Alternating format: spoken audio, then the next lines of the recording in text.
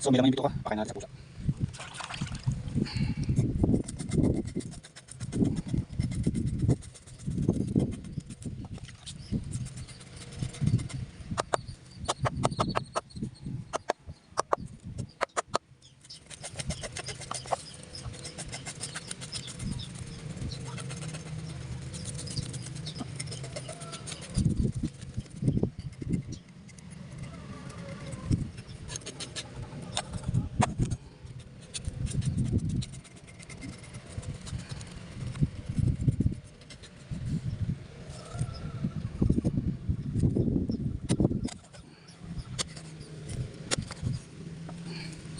So may laman din yung bituka, tapan natin.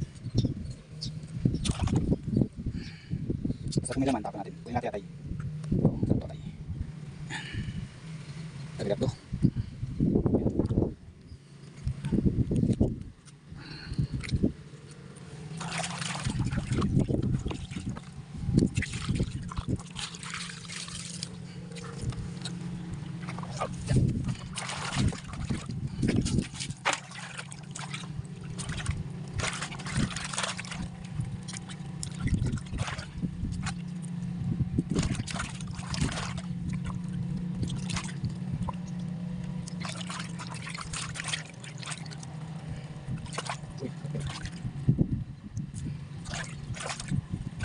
Okay.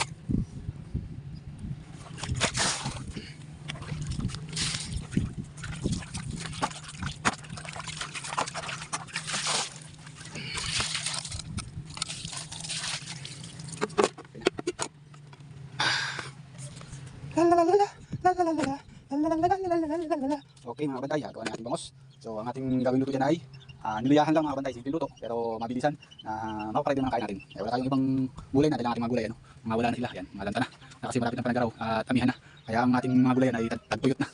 So yan, ito lang natin katigaan. Tapos kung meron tayong mayasaw dito na pansabaw, ay subukan natin kung ano ang may lalagay natin panlahok sa sabaw natin. Yan. Naisip ko na mga kabantay kung ano yung ating lalahok dito sa ating sasabawang bangos mga kabantay. Tara, let's go at samahan nyo ako at mangunguha tayo ng ating panlahok dito. Lagyan muna natin dito to sa dito, takpan lang muna natin yan. Yan, baka makain ng pusa. Yan, tara, let's go mga kabantay. Kuha tayo ng panlahok sa ating sinabawan. Tan tan tan. Yan, tara. Yan, malapit tayo sa ating kukuning panlahok sa ating sa ating sasabuang bangus. So masarap din daw to. I-try lang natin. Masarap din daw to pagka yung tawag dito, atsara. Tingnan natin kung ano magandang dahon dito. Kaya lang maliit ang dahon dito. Ayan po, yung dampalit po. Ayan, tawag natin yan. Lahok natin sa ating sa ating tawag dito, sinabuwang bangus. So dito baka magagaspang. Magigilang pong tarbahuhin to mga kabantay. Hanap tayo na medyo magaspang, parang pangit dito. Hindi magandang dahon. Doon tayo sa baba ng ating kasdaan mga kabantay. Hindi maganda rito. Lipat tayo sa kabila. Ito mga kabantay, pwede na to. Ayan, kuha tayo dito. Ayan. So kuha tayo dito. Ating panlalahok. Ayan. Tayo dito. Kung paano po to ilahok o gawin ay subaybayan nyo lang po ang ating ating pagluluto mga kabantay.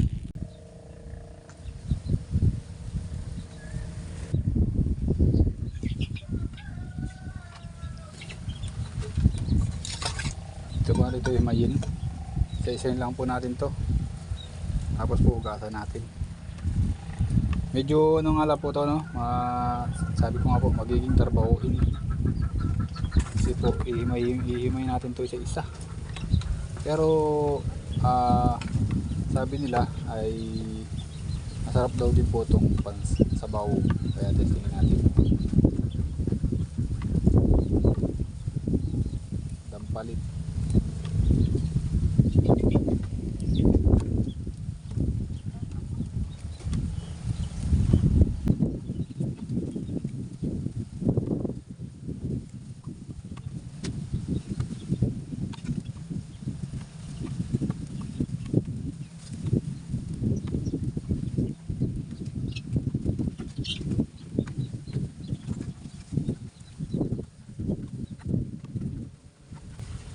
Sa next vlog ko po, magsusubok po tayo ng ano ito mga kabantay na dito, atsara.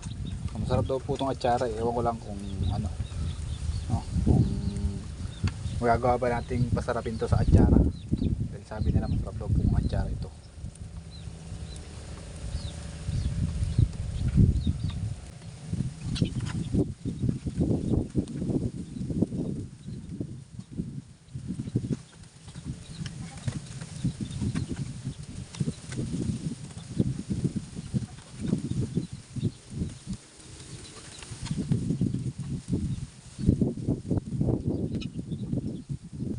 Malalapad lang po ang ating kunin para ano, mabilis.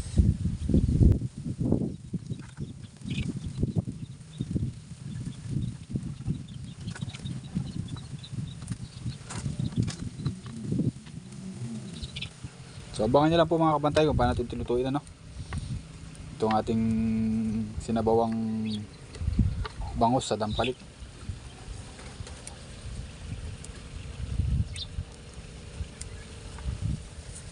Madumi, siya na madumi.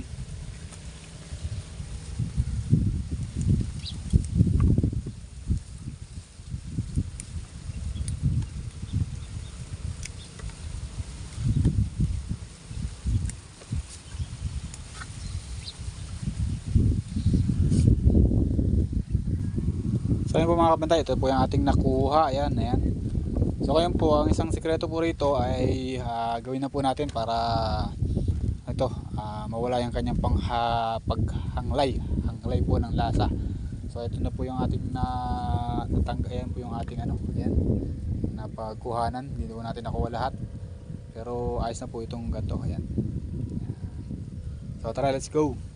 At ating gawin na yung ating dapat gawin sa dampalit na to. Gasa lang po natin mga kabantay para matanggal yung dumi-dumi.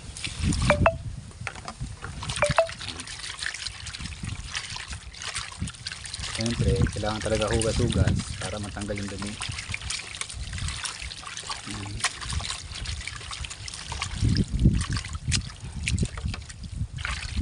Okay.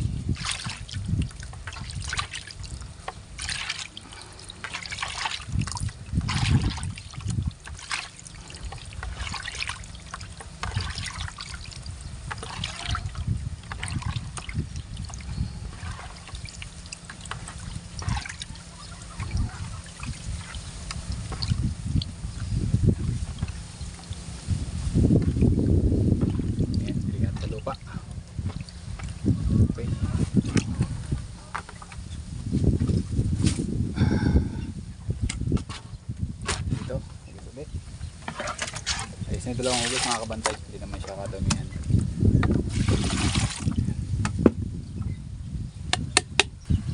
Tapos po nito mga kabantay ay, alam niyo po ba gawin natin dito? Para po mawala nga po yung hanglay niya, magpapakulo po tayo ng tubig na mainit. Tapos po banlian po natin ito siya dito. Yan. Yan. Naman siya muna sa strainer, dyan na rin po natin siya babanlian. At pagkatapos po niyan ipipigayin po natin, tsaka po natin siya lulutuin. Yan. Let's go, pakulo muna tayo tubig. Ayan po, banlian na po natin mga kabantay. Nakukulo tayo tubig. Yan.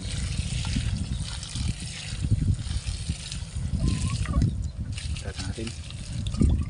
Sali natin. Yan.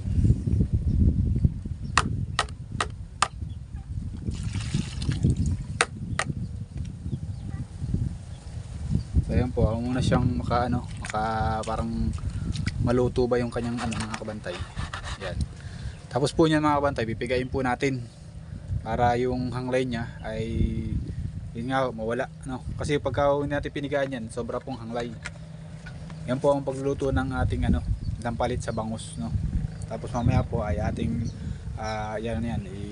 igigisa na natin yan sa ating bangus. Yan mga kabantay, no? Sa mga nga po sa mga hindi po kilala itong ganitong dampalit, kung paano po lutuin. So subaybayan niyo lang po itong pagluluto ko At sinasabi ko naman po sa inyo kung paano siya lutuin, kung paano siya gawain, at para po mawala yung kanyang hanglay. Yan po mga kabantay. Pero napakasarap po nitong dampalin to. Sarap po yan sa sinabawang bangus. Para di po siyang tinola version, pero hindi po siya hindi po siya yung kapas talaga ng tinola na yung lagyan natin siya ng down sili o kaya kahit ano man yung panlagay natin na gulay. So siya naman po ay may pagkakaiba po siyang lasa sa mga gulay na nilalagay natin sa ating tinola. Ito lang po ang masasabi ko dyan sa dampalit. Ayan, antayin lang po natin lumig-lamig tsaka po natin pigayin. So ito na po mga kabantay, pigayin na po natin, malamig-lamig na po yung ating tubig. Aw, medyo mainit pa pala. Kaya na rin, kaya na ng kamay. Medyo matagal-tagal lang pigayin ito mga kabantay.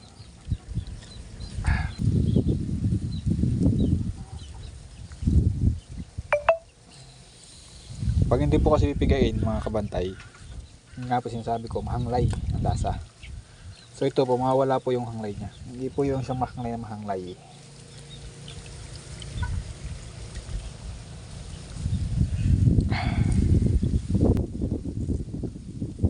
Yan po yung atas niya. Ayan o. Kita niyo po ba? Tanggalin po natin yan. Diba?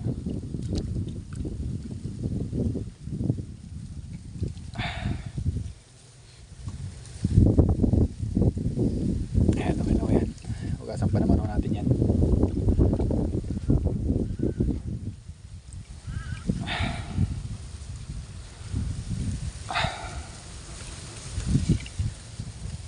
Sa paggagawa po ng atsara, maulit ko lang po, ganito po rin ang ginagawa nila. Pinipiga rin po.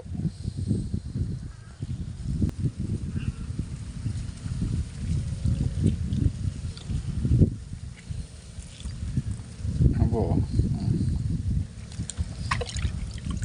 Yan po yung mahanglay eh. Kailangan pong katasin ng bagya. Para muli hanglay.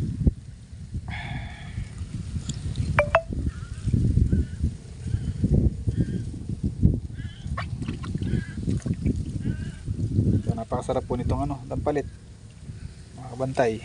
Sobrang sarap po, lalo po sa sa atsara. Napakasarap. Next time gagawa tayo ng atsara, kahit magiging siyang tarbahuhin. Sinabi ko nga po sa inyo, yung pagigisa ay sandali lang. simpleng sangkutsa lang, pero ito po pagpipiga ang medyo tsaka po paghimay. Okay, tapos tapos natin ito, tapos hugasan din natin ng panibago. Yan, yan, basta tubig. Lagyan natin ito ating pangtawag sa ating yan, diba?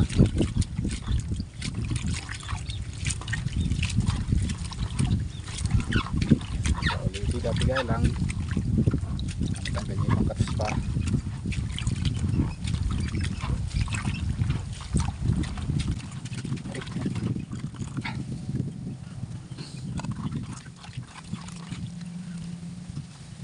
Kaya kasi nung pagin sa mga kapatid dito, ayaw na ito kay Iso. Kaya nagigyan din sa pero nero ka punta.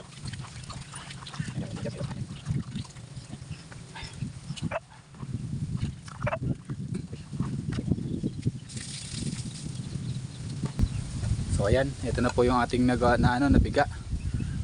Tara na, mag-isa na tayo. Magay tayo ng ating mga panlok pa dito.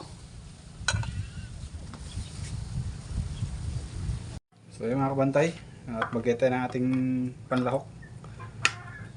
Sibuyas na, tagalog na maliit. Ayan, pwede na yan. Ano tayo sibuyas mga kabantay? So wala na tayo sangkalan, sira na. Kaya di natin sa pinggan maglagay ng magsangkalan. Gayatin ko lang to, pagkagayat nito mga kabantay ay gigisa na natin. Ayan.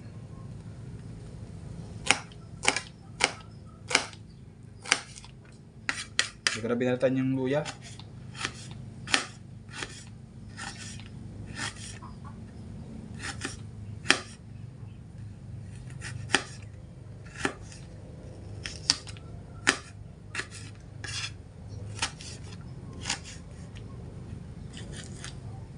Pwede na yan. Yan. Tayo na mag-isa mga kabantay. Let's go na! So ayan na po mga kabantay. Igisa na po natin ang ating ulam.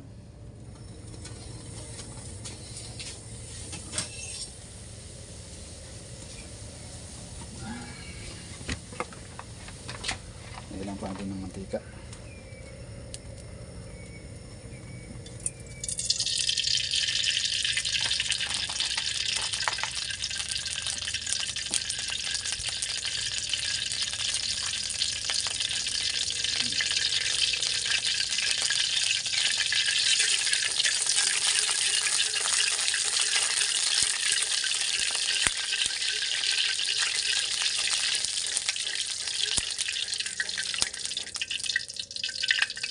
Aray! May lantik. So, ano naman natin mo yung bawang. Ay, bawang. Ay, kung nakasabi yung bawang. Luya mo na luya.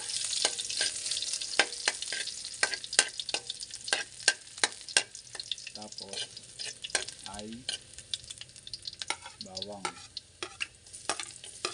Ako po lagi pong naggigisa ay bawang po lagi ang ano. Kung hindi po una yung bawang, pangalawa po yung bawang. Basta po may luya. Hindi ba po kasi ang una sibuyas dahil madali daw po masunog yung bawang.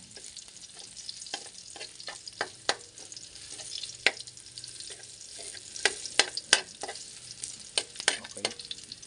Sibuyas.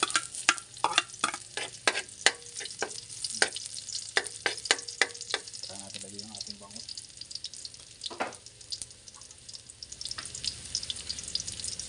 Ating bangus.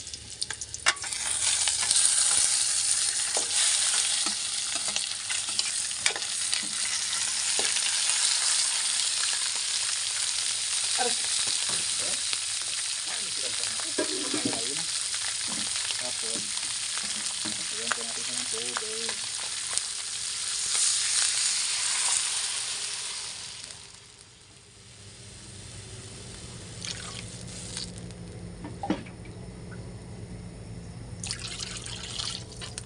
Pan po natin. Kailangan mo na mo siyang kumulo.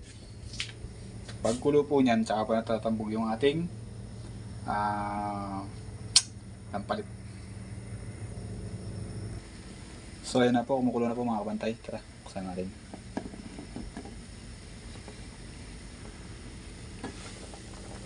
Yawn! Ito. Lagyan mo na ng paminta.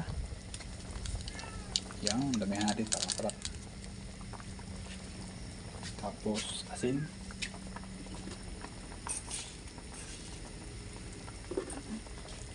Yan, pamarami. Yung sarap yung maalat. Hindi ako maano sa kasi hindi ako maalat magtimpla mga kabantay. Yung sakto-sakto lang. Tapos yan, bechin. Baka naman bechin, wala yung magic sarap eh, bechin lang. Karin na alam, bechin.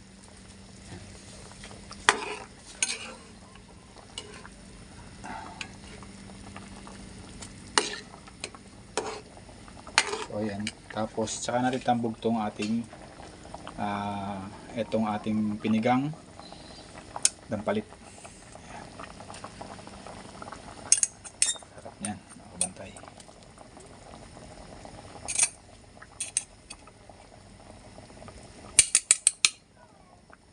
Ayan. Siyang ita. Yan. Yun, papasarap dyan mga kabantay. Yang dampalit.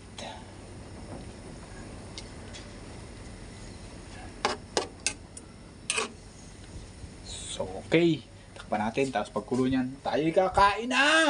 Kakain na tayo pagkaluto. Ganyan lang po ang aking buhay dito mga kabantay. Kung ano yung makukuha nating ulam, kung anong mailalagay nating pangsahog sa ating sabaw, kung wala man tayong makitang pangsahog sa sabaw, maghanap tayo ng alam nating pwedeng ilagay para ang ating pag-ikot ng sabaw ay masarap. Yan, takpan muna natin mga kabantay.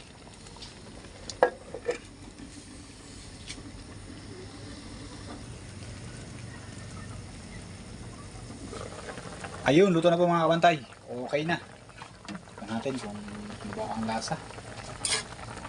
Ayan, okay. Ito yung ating sinabawang bangus sa tampalit.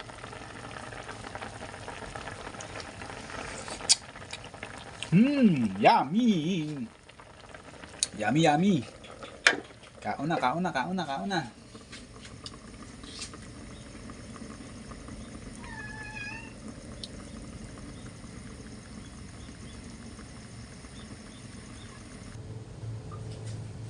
So ito na yung ating ano, mga kabantay. Yan. Ulo. Saka init. Saka ito isa. Ayan dito.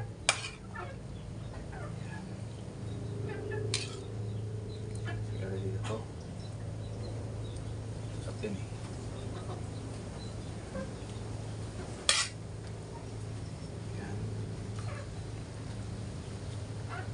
Boto, panghigop-higop.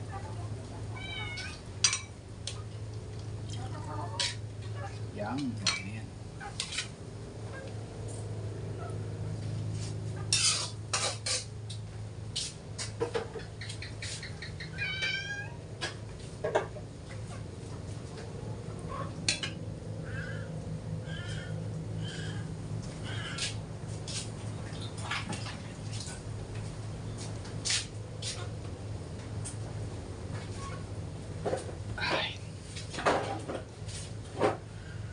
Sabi po mga kapantay, let's eating time na tayo. Yan. Ito po yung sinasabi ko sa inyo tampalit. Ayan, napakasarap po nito. Yan. Yan po. Sarap po niyan. Ulit tayo.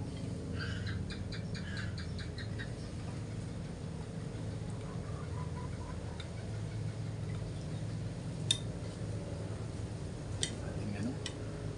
Ow! Mainit!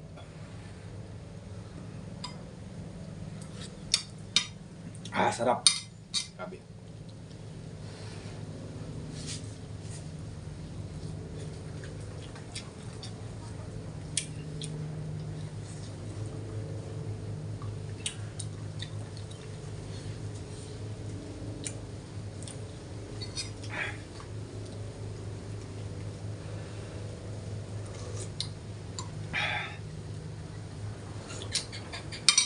Ayos, sarap.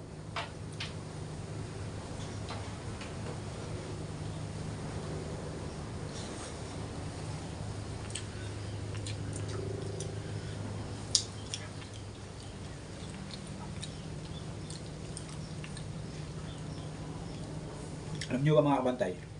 Ito, ngayon lang uli ako makakain ng may sabaw nito. Nakakain pa ako nito, bata pa ako, nagluto ang aking tatay. Tapos nakatim din ako nito ng atsara. Madalas, dun sa dati nung hindi pa ako din nagtatrabaho, yung bantay na laging tinatrabahuhan din namin ay nagluluto ng ganito na atsara. Yun, sarap, sarap nun.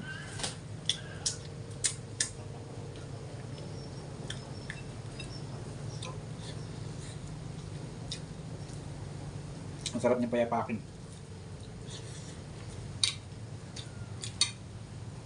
Ano sa ano? Sa krito. Sarap.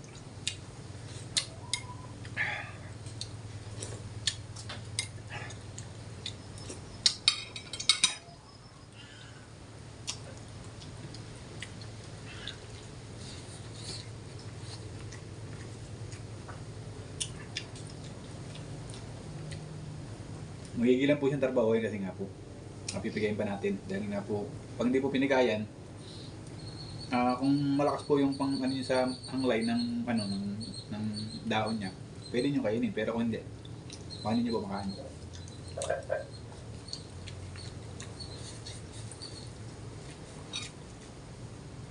Pwede kayo hindi magpiga. Sa po kain niyo ano, ang hanglay nito, ang daon niya. Sarap.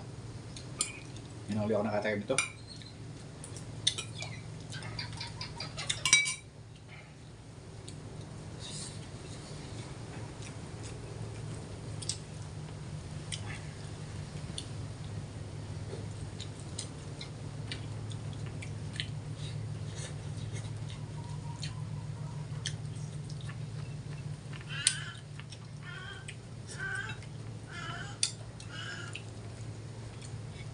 May patis po ako dyan. May toyo. Hindi talaga ako mahilig sa ano. Nakasawsawan. Sawakan. Sarap to.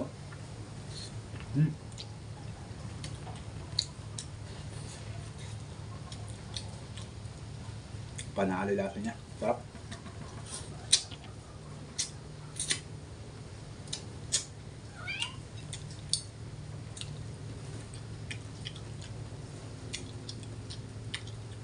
Magiging isang ano ko ito. Isang recipe ko na rin sa ano. Pagluluto. Kasi hindi talagang ngayon pa lang ako nagluto nito.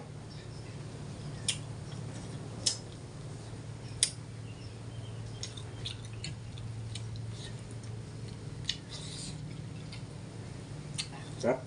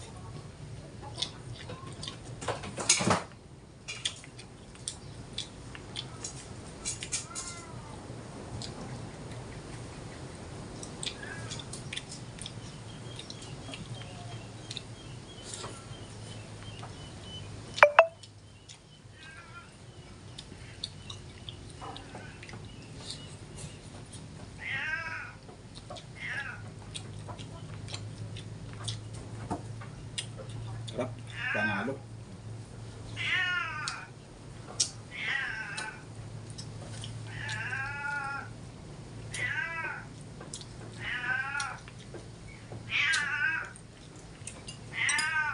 Alam ko may sili.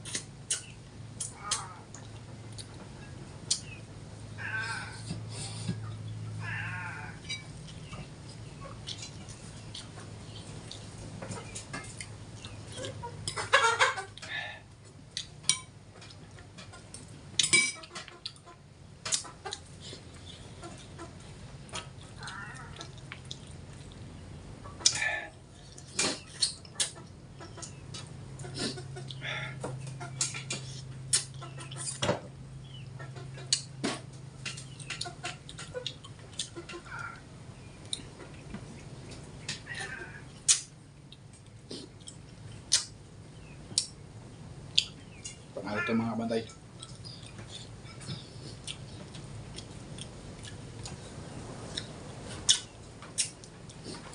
Papatayin ko si Miss kabantay nito. Magluluto ulit ako rin yan.